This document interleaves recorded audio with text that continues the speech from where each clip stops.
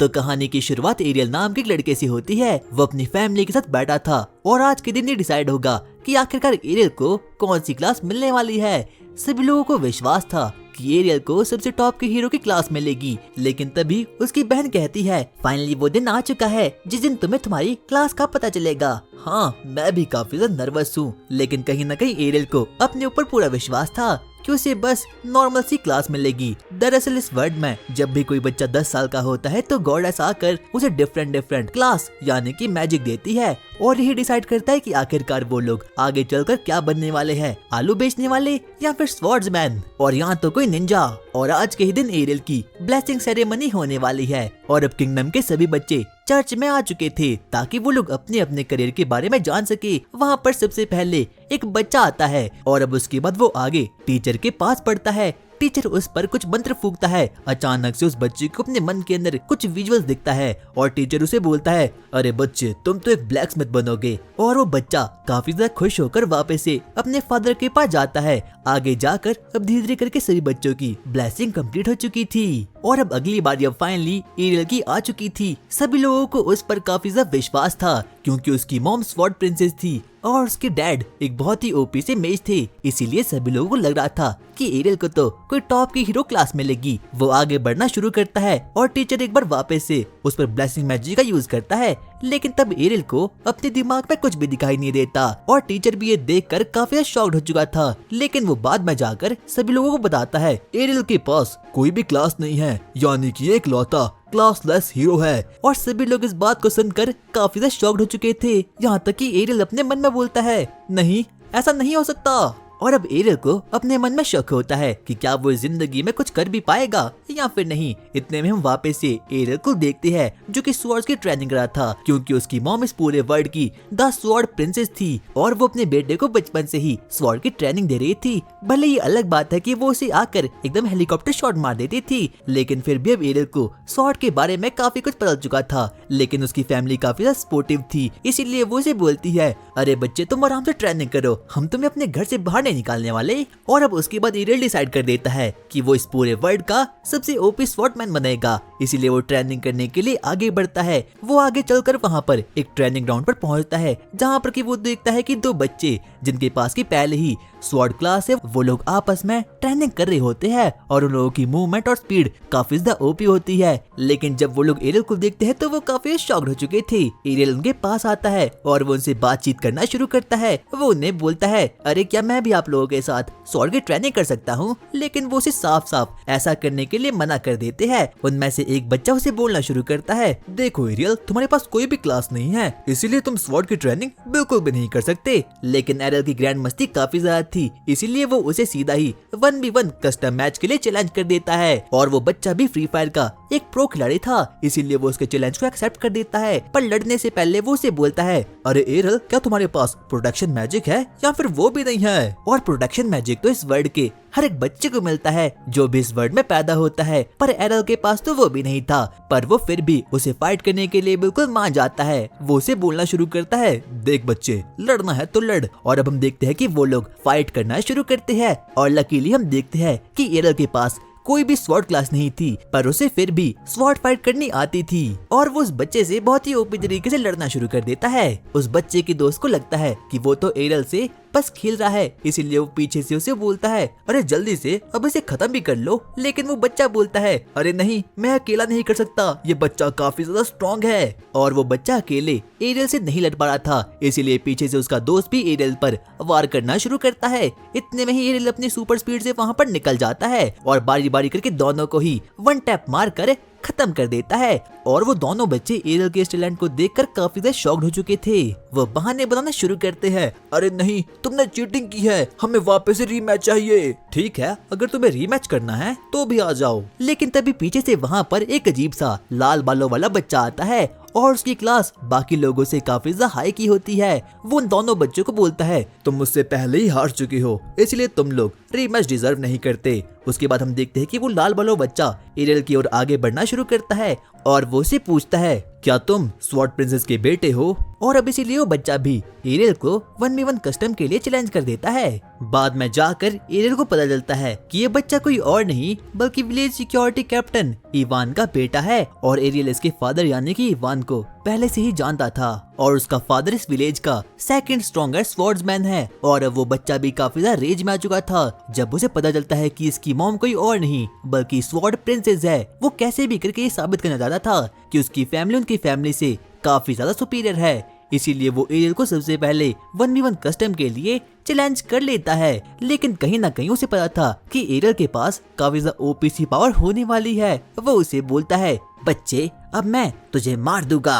और अब तो एरियल भी लड़ने के लिए एकदम तैयार हो चुका था। उसके बाद हम देखते हैं कि अब वो लोग तलवारबाजी करना शुरू करते हैं और उन दोनों की मूव्स ही काफी ज्यादा फास्ट थे। और उस लाल बालों वाले लड़के के पास पहले से ही एक अजीब सी क्लास थी और वो थी स्वॉर्ड्समैन की, इसीलिए उसके पास एरियल से थोड़ा ज्यादा एडवांटेज था। उनकी फाइट के बीच में अचानक से एरियल को एक ओपनिंग दिखती है, इसीलिए वो उसे खत्म करने के लिए आगे बढ़ता है। लेकिन मौका देखते ही उस वक्त वो एरियल पर डबल स्लैश का यूज कर देता है और ये वाली स्किल काफी ज्यादा ओपी होती है जिसको खाने के बाद कि अब एरियल काफी ज्यादा इंजर्ड हो चुका था और अब ये फाइट एरियल हार चुका था। अगले दिन हम देखते हैं कि जब एरियल अपनी आंखों को खोलता है तो वहाँ पर उसकी बहन आती है और उसका थॉट को डेवलप करने के लिए बिल्कुल तैयार हो चुकी थी। लेकिन एरियल एक सिग्मा बॉय था, इसीलिए वो सीधा ही आगे बढ़ना शुरू करता है। वो सबसे पहले ब्रेकफास्ट करता है और सीधा ही अपनी ट्रेनिंग करने के लिए वहाँ पर निकल जाता है, क्योंकि अब तो उसे कैसे भी करके स्ट्रॉन्ग बनना था और उस लाल वाले लड़के को वापस से हराना था। हम देखते हैं कि जो एरियल की बहन होती है वो एरियल की मॉम के पास जाती है और वो उसे पूछती है, मॉम एरियल के पास कोई भी क्लास नहीं है लेकिन वो फिर भी इतनी ट्रेनिंग क्यों कर रहा है? उसकी मॉम मुझे समझाती है कि जो एरियल है वो इस वक्त काफी ओपी तरीके से ट्रेनिंग कर रहा है। वो उसे एक बक्से तक ले जाती है जहाँ पर की बहुत सारी टूटी हुई स्वॉर्ड रखी हुई थी और उसने तो पिछले हफ्ते काफी ज्यादा ट्रेनिंग कर रखी थी। इतने में ही वो बोलती है, मॉम मेरा सपना है कि मैं एक ऐसे वर्ल्ड का निर्माण करूं जहां पर कि सभी लोग जिनके पास भी क्लास नहीं है वो सभी लोग वहां पर सरवाइव कर सके। और जिस बात को सुनकर कि फेरा भी काफी ज्यादा खुश हो चुकी थी। आगे हम देखते हैं कि एरियल अपनी ट्रेनिंग करना शुरू करता है लेकिन तभी पीछे से एक ज़ॉम्बी आकर उस पर अटैक करता है। लेकिन तभी हम देखते हैं कि एरियल सही समय पर अपनी डबल स्लैश एबिलिटी का यूज करके उसे खत्म कर देता है और अब वो वापस से अपनी विलेज की ओर भागने वाला था ताकि वो विलेज के चीफ को यहाँ पर बुला पाए। लेकिन तभी उसे कुछ बच्चों के चिल्लाने की आवाज आती है, इसीलिए वो फॉरेस्ट की ओर आगे बढ़ता है और वहाँ पर वो झांक कर देखता है कि उसी लाल वाले लड़के पर एक अजीब सा हॉबगॉब्लिन अटैक कर रहा है और वो बच्चा भी सेम एरियल के जैसा ही यहाँ पर ट्रेनिंग करा था और यहाँ तक कि उसने कुछ गॉब्लिन्स को हरा भी दिया था। इतने में हम देखते हैं कि वो बच्चा अपनी बच्ची कुछ पावर का यूज करके फाइनली उस हॉबगॉब्लिन को भी अब खत्म कर लेता है। पर अब वो काफी ज्यादा इंजर्ड हो चुका था और ना ही तो उसके पास कोई स्टेमिना था। जब एरियल जमीन पर देखता है तो वो देखता है कि उसका गंगा जल तो एकदम टूटकर बिखर चुका है, इसीलिए वो वापस से रिवाइव नहीं हो सकता। इसीलिए एरियल अपने बैग से गंगा जल निकालता है और उस बच्चे को दे देता है और अब वो वापस से रिवाइव हो चुका था। उस लाल बच्चे को पता चलता है कि एरियल ने ट्रिपल स्लैश मैजिक की एबिलिटी को सीख लिया है। पर जब उसे इस बारे में पता चलता है तो वो काफी ज्यादा शॉक्ड हो चुका था क्योंकि एरियल के पास कोई भी ट्यूटर नहीं था उसे सिखाने के लिए।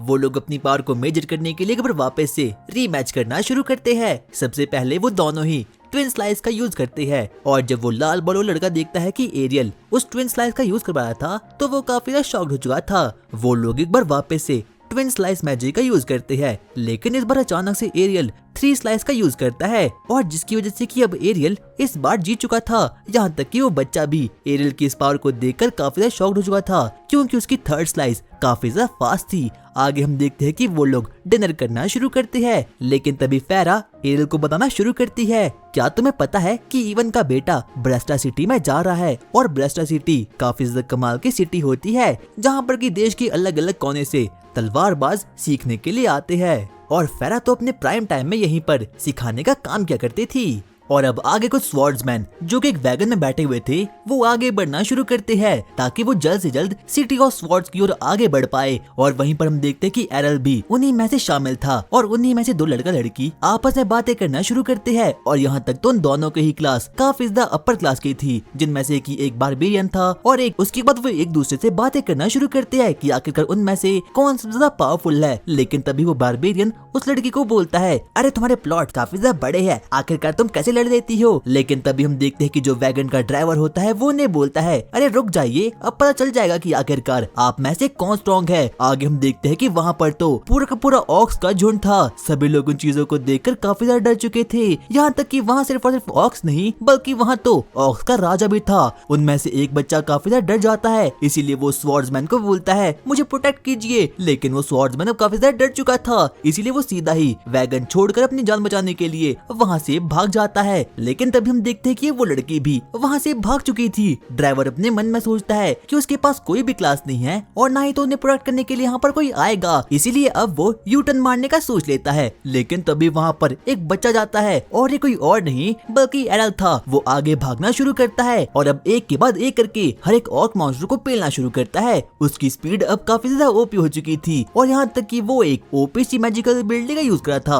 जिसका नाम था ब्लिंक डैश। लेकिन तभी हम देखते हैं कि ऑक्स की सेना उसे चारों दिशाओं से घेर के रख देती है। लेकिन तभी हम देखते हैं कि एरियल अपनी सबसे पावरफुल मैजिक का यूज करता है जिसका नाम होता है ब्लेड डांस, और इस सिर्फ और सिर्फ स्वॉर्ड प्रिंसेस ही अपने जमाने में यूज कर पाती थी। और यहाँ तक कि वो वैगन का ड्राइवर भी ये देखकर काफी ज्यादा शॉक्ड हो चुका था कि आखिरकार एक बच्चा स्वॉर्ड प्रिंसेस की मैजिकल एबिलिटी का यूज कैसे कर पाता है। लेकिन तभी हम देखते हैं कि एरियल यहीं पर नहीं रुकता, वो सबसे पहले हवा में एक ऊंची जंप को मारता है और एक ही शॉट में किंग ऑफ ऑक्स को खत्म कर लेता है। वो वापस से उसी ड्राइवर की ओर आगे बढ़ता है और वो उसे बोलता है अब रास्ता साफ हो चुका है, क्या अब हम सिटी ऑफ स्वॉर्ड की ओर आगे बढ़ सकते हैं। और यहाँ तक कि वो बच्चे एरियल की इस पावर को देखकर काफी शॉक्ड हो चुके थे। आप तो पहले से ही काफी स्ट्रॉन्ग स्वॉर्ड्समैन हो, आखिरकार आपकी क्लास क्या है। अरे मेरी क्लास क्लासलेस है। क्या ऐसा नहीं हो सकता। हम 5 साल पहले की कहानी देखते हैं जहाँ पर कि सभी को पता चुका था कि एरल के पास कोई भी क्लास नहीं है, लेकिन फिर भी वो ट्रेनिंग करना बिल्कुल भी नहीं छोड़ता। वो ट्विन स्लैश मैजिक का यूज करता है। यहाँ तक कि उसकी मॉम ये देखकर काफी शॉक्ड हो चुकी थी कि उसके बेटे के पास कोई भी क्लास नहीं है, लेकिन वो फिर भी 2 स्लैश मैजिकल एबिलिटी का यूज कर सकता है। और उसी दिन के बाद से एरल ने डिसाइड कर दिया कि वो अपनी मॉम से हर एक टिप्स ट्रिक्स को लेगा। और अब हम लोग वापस से प्रेजेंट में आते हैं जहाँ पर कि हम देखते हैं कि एरल अब finally the city of swords यानी कि अपनी मंजिल में पहुंच चुका है। वहाँ पर वो ड्राइवर उसे बताना शुरू करता है कि यही वो सिटी है जहाँ पर कि लोग देश विदेश से आते हैं सिर्फ और सिर्फ स्वॉर्डशिप को सीखने के लिए। और वो सिटी तो सच में ही काफी ज्यादा बड़ी थी। और अब यहाँ से एरल अपनी नई जर्नी करने के लिए बिल्कुल तैयार हो चुका था। लेकिन तभी वो ड्राइवर उसे बोलता है यहाँ पर संभल कर रहना, क्योंकि यहाँ पर काफी ओपी से स्वॉर्ड्समैन हैं, जैसे कि आप हो। क्या मैं सही समझा? अरे नहीं, मैं तो बस एक ड्राइवर हूँ। अरे मुझे पता है कि आप एक स्वॉर्ड्समैन हो। और बाद में वो ड्राइवर उसे बताता है कि वो तो बस पार्ट टाइम करने के लिए ड्राइवर बना है और यहाँ तक कि उसका फुल टाइम जॉब एक हॉली नाइट का है। और ये देखकर तो एरल भी काफी ज्यादा शॉक्ड हो चुका था। और जाते जाते वो ड्राइवर उसे बोलता है अगर तुम्हें इस टाउन में अपनी जर्नी शुरू करनी है तो सबसे पहले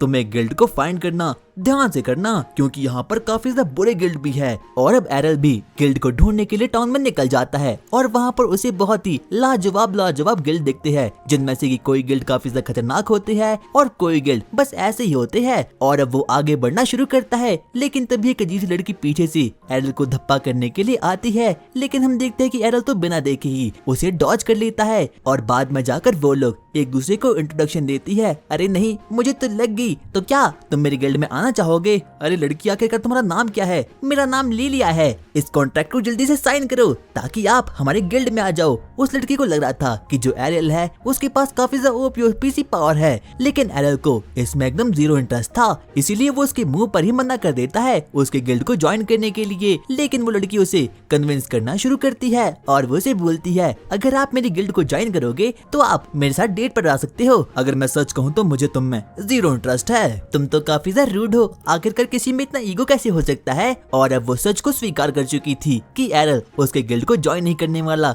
यहाँ तक कि एरल को उसे देखकर अपनी बड़ी बहन की याद आ रही थी, क्योंकि वो दोनों एकदम सेम थे। उन दोनों के पास कोई भी प्लॉट नहीं था, लेकिन वो फिर भी अपने आप को जगत सुंदरी मानती थी। एरल उसे बोलना शुरू करता है देखो, मेरा टाइम वेस्ट नहीं करो और मुझे बताओ कि आखिरकार इस टाउन का सबसे खतरनाक गिल्ड कौन सा है। अगर तुम मेरे गिल्ड को ज्वाइन नहीं करने वाले तो शायद से सबसे खतरनाक गिल्ड, हाँ वो ब्लैक ब्लेड हो सकता है। और अब एरल ब्लैक ब्लेड गिल्ड को ढूंढने के लिए आगे बढ़ना शुरू करता है और अब वो फाइनली ब्लैक ब्लेड गिल्ड तक पहुंच चुका था, जहां पर कि उसकी मुलाकात एक सोल्जर से होती है। अबे बच्चे, आखिरकार तू यहाँ पर क्यों आया है? मुझे ब्लैक ब्लेड गिल्ड में ज्वाइन होना है। इसके लिए सबसे पहले तुझे एंट्रेंस एग्जाम देना होगा। और अब एरल भी गिल्ड के अंदर फाइनली आ चुका था, जहाँ पर की एंट्रेंस एग्जाम देने के लिए बहुत लंबी लाइन थी और अब फाइनली उसकी बारी आ चुकी थी। वो जैसे ही आगे बढ़ता है और अब वो रिसेप्शनिस्ट से बातें करना शुरू करता है। वो उसे पूछता है, ठीक है तो तुम्हारा नाम एरल है, पर आखिरकार तुम्हारी क्लास क्या है? मेरी क्लास, मैं एक क्लासलेस हूँ।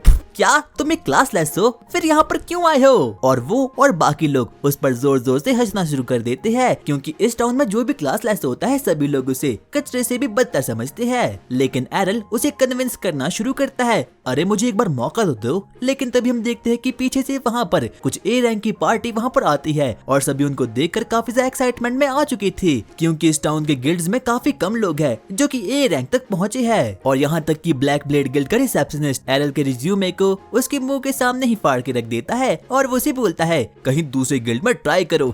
और अब एरल किसी गिल्ड को ज्वाइन करने के चक्कर में इधर उधर धक्के खाना शुरू करता है, लेकिन जहाँ कहीं भी वो जाता सभी लोग उसकी बेइज्जती ही करते। और अब इतनी बेइज्जती होने के बाद अब वो काफी ज्यादा थक चुका था। वो एक जगह शांति से बैठता है और शांति से सोचता है कि आखिरकार उसे आगे चलकर क्या करना चाहिए। लेकिन तभी उसे अपने जेब में एक लेटर दिखता है, जो कि किसी और ने नहीं बल्कि उसकी मॉम ने ही उसे दिया था। एक लेटर ऑफ रिकमेंडेशन था और उसको पाकर एरियल सीधे ही अपनी मॉम वाली गिल्ड में ज्वाइन हो जाएगा। इसीलिए वो सोचता है कि उसे अपने मॉम के दिए गए लेटर ऑफ रिकमेंडेशन को यूज करना ही होगा। लेकिन एक बार पीछे से वहाँ पर वापस से लिलिया वहाँ पर आ चुकी थी। वो उसे बोलना शुरू करती है, तो आखिरकार अब तुमने अपना मन क्या बनाया? मैं अभी भी रिफ्यूज करता हूँ। और हम देखते हैं कि एरियल तो आगे बढ़ना शुरू करता है ताकि वो अपने मॉम के ओल्ड गिल्ड को ढूंढ पाए। लेकिन लिलिया अभी भी उसका पीछा नहीं छोड़ती और वो उसका पीछा करना शुरू करती है, यहाँ तक कि वो उसके सामने घुटने टेक कर भी माफी मांगती है और वो उसे बोलती है, प्लीज एक बार तो हमारा गिल्ड ज्वाइन कर लो। अगर तुम मेरा गिल्ड ज्वाइन करने के लिए मान जाओगे तो मैं तुम्हारे साथ प्लॉट को डिवाइड कर लूंगी। लेकिन जब वो अपनी आंखों के सामने देखती है तो एरियल वहाँ से गायब हो चुका था। अरे आखिरकार वो ऐसा कैसा अकड़ू किस्म का आदमी है? वो आगे बढ़ना शुरू करता है और अब वो फाइनली अपनी लोकेशन तक पहुँच चुका था, क्योंकि उसने गूगल मैप का यूज किया था। लेकिन फिर भी उसे अपनी मॉम का पुराना गिल्ड नहीं मिलता। लेकिन एक बार पीछे से वहाँ पर वापस से लिलिया वहाँ पर आ चुकी थी। वो उसे बोलती है, मुझे लगता है कि तुमने अपने माइंड को चेंज कर लिया। सामने देखो, वो किसी और का गिल्ड नहीं बल्कि मेरा गिल्ड है। और यहाँ तक कि एरियल भी इस चीज को देखकर काफी ज्यादा खुश हो चुका था। वो बोलता है, अरे वाओ, ये तो काफी ज्यादा बड़ा है। हाँ मुझे पता है, ये तुम्हारी स्वॉर्ड से भी काफी ज्यादा बड़ा है ना? और अब वो काफी ज्यादा खुश हो चुकी थी। वो एक बार वापस से उसे बोलना शुरू करती है, क्या तुम एक बार हमारे गिल्ड को ज्वाइन कर सकते हो? लेकिन एक बार एरियल फिर से उसे मना कर देता है। वो उसे बताना शुरू करती है कि उन लोगों के गिल्ड का नाम ड्रैगन फैंग है। और जैसे ही वो इस नाम को सुनता है उसकी माइंड की बत्ती जलती है और उसे अपनी मॉम की कही गई बातें याद आती है। एरियल, मेरा पुराना गिल्ड काफी ज्यादा बड़ा था और उसका नाम शायद ड्रैगन फैंग था। और जब वो इस बात को सुनता है तो वो काफी ज्यादा शॉक्ड हो चुका था और अब वो फाइनली लिलिया की बात को मान जाता है, क्योंकि जो लिलिया गिल्ड था वही उसका मॉम का भी गिल्ड था। और अब वो मान जाता है कॉन्ट्रैक्ट को साइन करने के लिए। लिलिया उसे सबसे पहले अपने गिल्ड के हॉल में जाती है, जहाँ पर कि उसकी मुलाकात गिल्ड के लीडर से होती है और उसका नाम था ड्यूल स्वॉर्ड किंग। और वो अपने प्राइम टाइम में काफी ज्यादा ओपी सा आदमी था, लेकिन अब उसका डाउनफॉल चल रहा है, क्योंकि जब से उसका एक हाथ कटा है तब से उसने सब कुछ काम करना ही छोड़ लिया। लेकिन तभी लिली अपने डैड के पास जाती है और वो उसे बोलती है, डैड ये एक नया एडवेंचरर है और ये हमारी गिल्ड को ज्वाइन करने के लिए मान गया है। लेकिन अब उसके डैड को किसी भी चीज पर विश्वास नहीं रहा, इसीलिए वो चुपचाप वहाँ से निकल जाता है। लिली अपने डैड के बारे में एरियल को बताना शुरू करती है कि वो अपने प्राइम टाइम में काफी ओपी सा स्वॉर्ड किंग था और यहाँ तक कि लोग उसे 2 स्वॉर्ड का मालिक भी बोलते थे। लेकिन अब उसका डाउनफॉल चल रहा है और साथ साथ में ही इस गिल्ड का भी डाउनफॉल चल रहा है, इसीलिए सब कुछ उसकी जिंदगी में काफी घटिया सा हो रहा है। लेकिन मुझे पता है तुम्हारे आने के बाद सब कुछ बदल जाएगा। और अब एरियल भी काफी ज्यादा एक्साइटमेंट में आ चुका था, क्योंकि अब उसे फाइनली कोई तो गिल्ड मिल चुका था और अब वो लोग फाइनली कॉन्ट्रैक्ट बनाना शुरू करते हैं। हम देखते हैं कि लीलिया उसके कॉन्ट्रैक्ट को बढ़ाना शुरू करती है। अच्छा, तो तुम्हारा नाम एरियल है क्या? तुमने अपनी क्लास में क्लासलेस लिखा है? आखिरकार ये किस प्रकार का जोक है? क्या ये जोक नहीं है, ये सच है। मेरी क्लास क्लासलेस है। अगर तुम्हें विश्वास नहीं होता तो ये देखो, ये मेरा डॉक्यूमेंट भी है। और अब लीलिया काफी ज्यादा गुस्से में आ चुकी थी। वो चुपचाप होकर खड़े होती है और सबसे पहले वहाँ से एक स्वॉर्ड को निकालती है। क्या? अबे साले, तू एक क्लासलेस है, तूने मुझे ही बताया क्यों नहीं? और हाँ, तुझ में किस बात का ईगो भरा पड़ा है? मुझ में तो कोई ईगो नहीं, तू तुम्हारी गिल्ड का सत्यानाश कर लेगा। आखिरकार अब हम लोग कहाँ जाएंगे? और जब लीलिया को पता चलता है कि एरियल क्लासलेस है तो वो एकदम बौखला चुकी थी। उसे समझना था कि आखिरकार उसे क्या करना चाहिए। लेकिन तभी पीछे से वहाँ पर एक क्यूटी लड़की आती है और वो बोलती है, लीलिया आखिरकार क्या गड़बड़ हो चुकी है? तुम्हारी आवाज बाहर तक आ रही है। राइनर, अनर्थ हो गया। मैंने बड़ी मुश्किल से एक मेंबर को साइन किया, लेकिन ये नल्ला एक क्लासलेस निकला।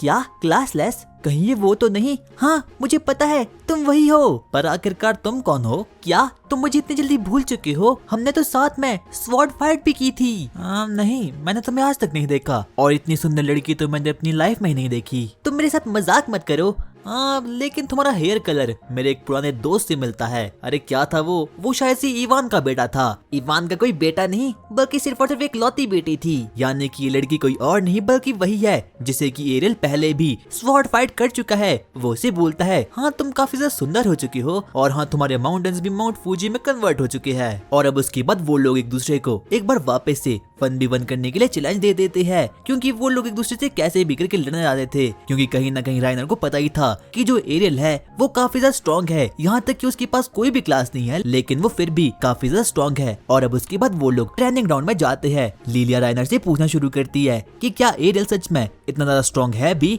या फिर नहीं, क्योंकि उसके पास कोई भी क्लास नहीं है। लेकिन तभी राइनर उसे बताती है कि वो काफी ज्यादा स्ट्रॉन्ग है। आगे उन लोगों का बैटल शुरू हो चुका था। सबसे पहले राइनर एरियल पर ट्विन स्लैश मैजिक का यूज कर देती है, लेकिन एरियल अपने मन में सोचता है कि वो इसे इजीली नलिफाई कर लेगा। लेकिन राइनर का अटैक वो सीधा ही एरियल को लग जाता है। वो उसे बोलता है, आखिरकार मैं इसे नलिफाई क्यों नहीं कर पाया, क्योंकि अब मैं काफी ज्यादा स्ट्रॉन्ग बन चुकी हूँ। हमें पता चलता है कि जो राइनर होती है उसने काफी ज्यादा ट्रेनिंग की है और अब वो काफी ज्यादा स्ट्रॉन्ग बन चुकी है। यहाँ तक कि वो स्वॉर्ड जो कि वो यूज करती है वो भी काफी ज्यादा ओपी है। यहाँ तक कि उसका वेट काफी ज्यादा खतरनाक है, इसीलिए वो बिना रुके एरियल पर अटैक करना शुरू करती है। पर कहीं ना कहीं अब एरियल को पता चुका था कि अगर उसने डिफेंसिव भी खेला तो वो मारा जाएगा, इसीलिए वो सबसे पहले राइनर से दूर हटता है और अपनी स्ट्रेटेजी बनाना शुरू करता है। लेकिन राइनर बिना रुके एरियल पर चार्ज कर लेती है और वो उसे खत्म कर लेती है। पर बाद में जाकर उसे पता चलता है कि ये तो बस एरियल का एक शैडो क्लॉन था। और यहाँ तक कि राइनर एरियल की इस नई एबिलिटी को देखकर काफी ज्यादा शॉक्ड हो चुकी थी,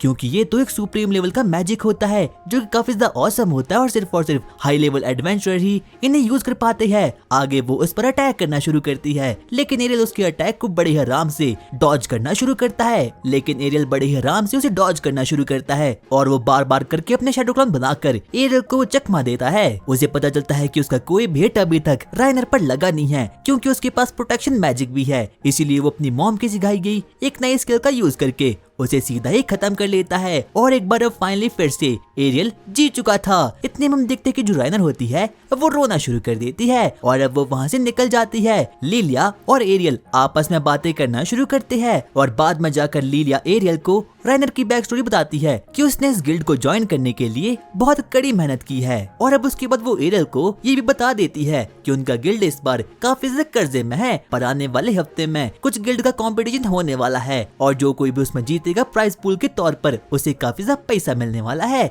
लेकिन अभी उन लोगों के गिल्ड में सिर्फ और सिर्फ 3 मेंबर्स है और जो गिल्ड का कंपटीशन होता है वो 5 वर्सेस 5 होता है, इसीलिए उनके कोई भी चांसेस नहीं है जीतने के लिए। लेकिन एरियल इस बात को सुनकर काफी ज्यादा एक्साइटमेंट में आ चुका था और एरियल के इस जोश को देखकर तो लीलिया का फादर भी काफी खुश हो चुका था।